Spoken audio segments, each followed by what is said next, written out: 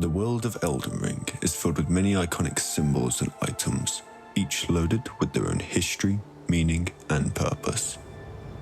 The fallen leaves tell a story. One of the most prolific of them, however, is an infamous weapon known as the Rivers of Blood. This tale is one of ambition and the consequences of succumbing to desire. This is the story of Okina, a swordsman from a distant land known as the Land of Reeds, and his transformation into a bloody finger along with his famed katana, the Rivers of Blood. And through Okina, we are taught a harsh lesson about the consequences of one's ambitions, serving as a cautionary tale for all who follow. Cross the foam to the lands between.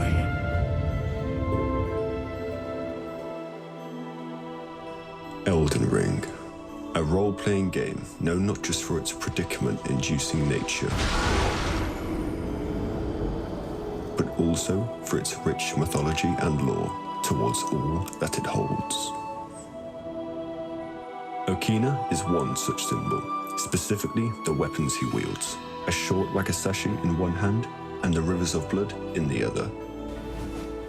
Known for its reputation as a cursed weapon and the polarizing emotions that it invokes in both players and non-player characters alike. A weapon that has brought many players joy and pleasure, and for others, it has been the bane of their existence. The significance of this weapon and Okina in the world of Elden Ring can further be used to explore both the themes of ambition and consequence that are embodied in their story. The Rivers of Blood is a highly infamous weapon in the world of Elden Ring.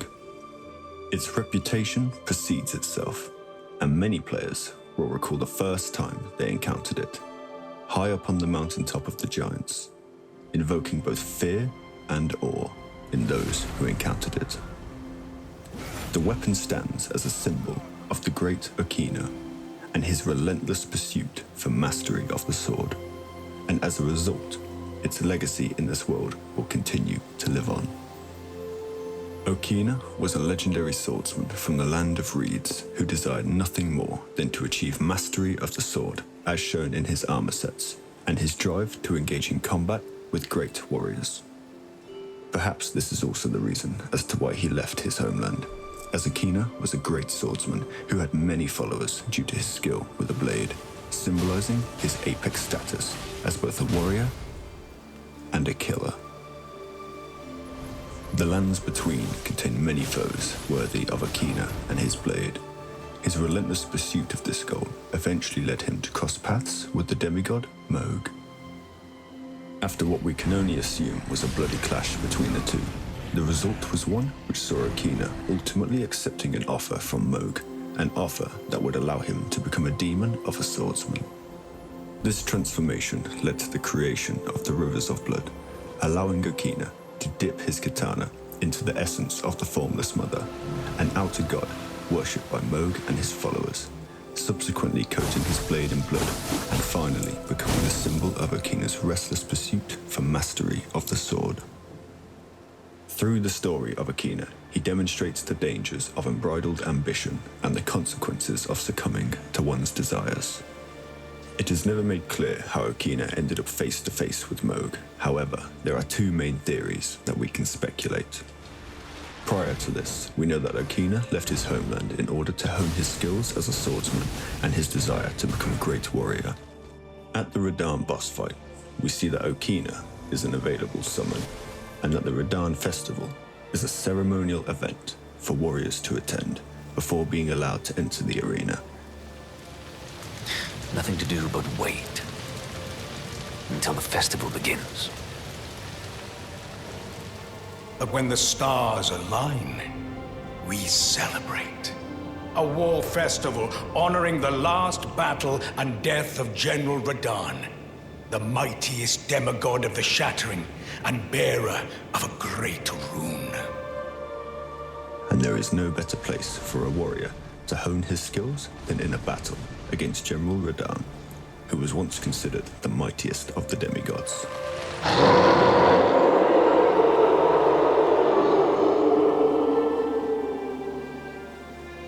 This could imply that once in the lands between, Okina sought out the demigods in hope of a great challenge, and as a result, he eventually crossed paths with Moog, the Lord of Blood. The second theory comes in the form of Vare, the very first NPC that the player Tarnished can meet.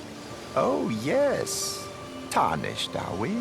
Come to the lands between for the Elden Ring, Perhaps White Mask Vare, a loyal servant of Moog, had heard tales of Okina, this new warrior in the lands between, and seek to recruit him to serve Moog as a bloody finger by prying on Okina's never-ending thirst for mastery of the sword. Whilst his intentions are not immediately clear to the player, we later learn that he is a follower of Moog and that he has the ability to recruit the Tarnished to also become a follower and worship Moog and the Formless Mother. You've completed your final trial. And with this, you are a formal inductee. A knight who will assist Luminary Moog, the Lord of Blood, in the establishment of a new dynasty. Now, give me your finger. So what is to say that this wasn't the case for Okina and his katana? Perhaps Okina was lured in by Vare, with tales of a demigod that awaited him in the Mogwin Palace. Welcome, honored guest. A worthy foe for Okina and his blade.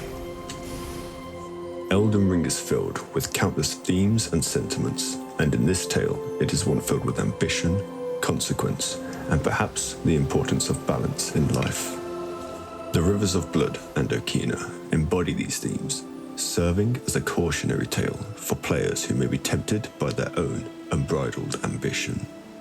The ambition for power and victory. Through this story, Okina demonstrates the dangers of succumbing to one's desire and the importance of finding balance in life. As a result of all this, the Rivers of Blood and Okina can solidify themselves as significant symbols in the world of Elden Ring, for both their reputation and the polarizing emotions they invoke. Through the story of Okina's relentless pursuit for mastery, along with his katana, he demonstrates the dangers and consequences of untethered, self-consuming desire. Whether loved or hated, the legacy of the Rivers of Blood and Okina will continue to live on in the lands between.